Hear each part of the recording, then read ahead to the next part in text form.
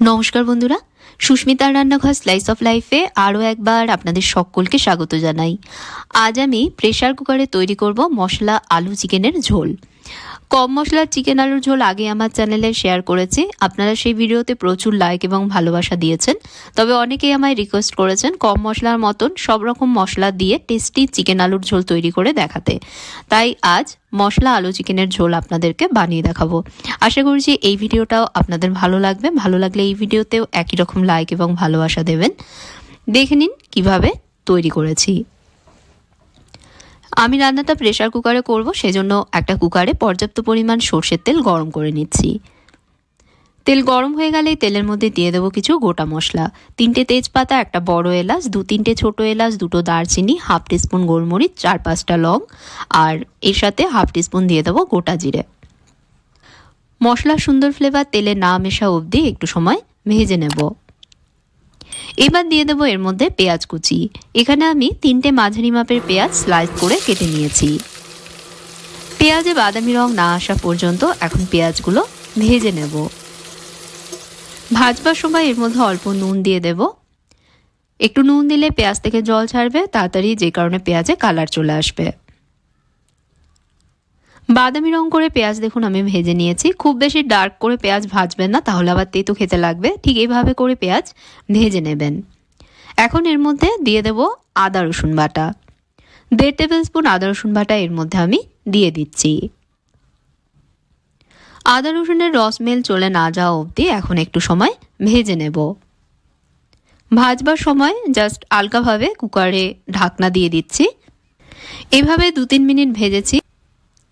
আদা রসুনের রসমেল চলে গেলে এখন এর মধ্যে গুঁড়ো মশলাগুলো দিয়ে দেব। গুঁড়ো মশলায় নিয়েছি এখানে আমি 1 টিস্পুন হলুদ গুঁড়ো, 2 টিস্পুন নিয়েছি কাশ্মীরি আর লাল লঙ্কা গুঁড়ো, 2 রকম লঙ্কা গুঁড়ো এখানে আমি মিশিয়ে নিয়েছি। 3 টিস্পুন এখানে রয়েছে ধনে গুঁড়ো আর 1 টিস্পুন রয়েছে জিরে গুঁড়ো। গুঁড়ো মশলাগুলো সব কুকারের মধ্যে দিয়ে দিলাম। এর সাথেই দিয়ে দিচ্ছি এর মধ্যে 1/4 কাপ জল। এবার সব একসাথে মিশিয়ে নিয়ে আরও 2-3 মিনিট কষাবো। আবারও কুকার আলগাভাবে ঢেকে দিয়ে কম আঁচে কষিয়ে নিচ্ছি। এভাবে 2-3 মিনিট কষিয়েছি। এখন এর মধ্যে দিয়ে দেবো লম্বা টুকরোয় কেটে রাখা একটা মাঝারি মাপের টমেটো। অল্প নুন টমেটোর মধ্যে দিয়ে এবার টমেটোগুলো ভেজে নেব। টমেটোগুলো যাতে তাড়াতাড়ি নরম হয়ে যায় তাই কম আঁচে কুকারটা ঢেকে দিচ্ছি। 2 মিনিট পর ঢাকনা সরাচ্ছি। টমেটো দেখুন নরম হয়ে গেছে, হাতা দিয়ে একটু চাপ দিলেই ভেঙে যাচ্ছে। এখন মশলা টমেটো সব যাতে ভালোভাবে গলে যায় সেই জন্য এর মধ্যে দিয়ে দেব হাফ কাপ জল। জল দেবার পর সব মিশিয়ে নিয়ে কুকারটা আবারও ঢেকে দেব। লো মিডিয়াম আঁচে এভাবে রান্না করব, মশলা ভালোভাবে কষে গিয়ে মশলা থেকে তেল না ছাড়া অবধি। তবে মাঝে মাঝে সব একটু মিশিয়ে দিয়ে আবারও ঢেকে দিতে হবে যাতে মশলা নিচ থেকে লেগে বা পুড়ে না যায়। এভাবে আমি 5 মিনিট মশলা কষিয়েছি। টমেটোও দেখুন গলে গেছে আর মশলা থেকে তেলও ছেড়ে দিয়েছে। এখন দিয়ে দেবো এর মধ্যে চিকেনের টুকরোগুলো। এখানে 800 গ্রাম হাড় সমেত চিকেন নিয়েছি। চিকেন ধুয়ে নেবার পর জল ঝরিয়ে রেখেছি। টুকরোগুলো কুকারের মধ্যে দিয়ে দিচ্ছি।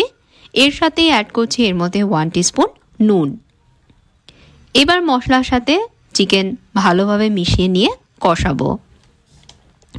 বন্ধুরা, আজকের ভিডিওটা কেমন লাগছে অবশ্যই আমাকে জানাবেন। ভালো লাগলে লাইক এবং শেয়ার করবেন। চ্যানেলে অবশ্যই সাবস্ক্রাইব করবেন। বেল আইকনে প্রেস করতে ভুলবেন না যাতে নতুন রেসিপি চ্যানেলে আসলেই জানতে পারেন। আর যদি ফেসবুক পেজে দেখেন পেজে ফলো করে নেবেন।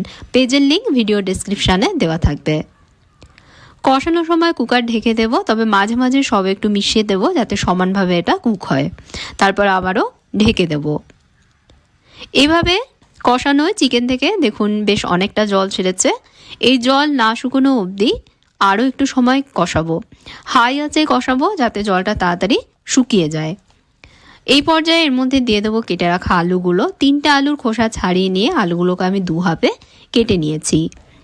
আলুগুলো আমি ভাজিনি, তবে চাইলে আপনারা হালকা করে ভেজেও নিতে পারেন। এই পর্যায়ে আলু দেওয়ায় আলুর মধ্যে মশলার ফ্লেভারও চলে আসবে আর তাড়াতাড়ি জলটাও দেখবেন টেনে যাবে। সব মিশিয়ে নিয়ে আবারও কুকার ঢেকে দেব। তবে ঢাকনাটা একটু ফাঁক করে ঢাকবেন যাতে জলটা তাড়াতাড়ি ইভাপোরেট হতে পারে। এভাবে করে আমি 3-4 মিনিট কষিয়েছি। চিকেনের জল দেখুন প্রায় শুকিয়ে গেছে।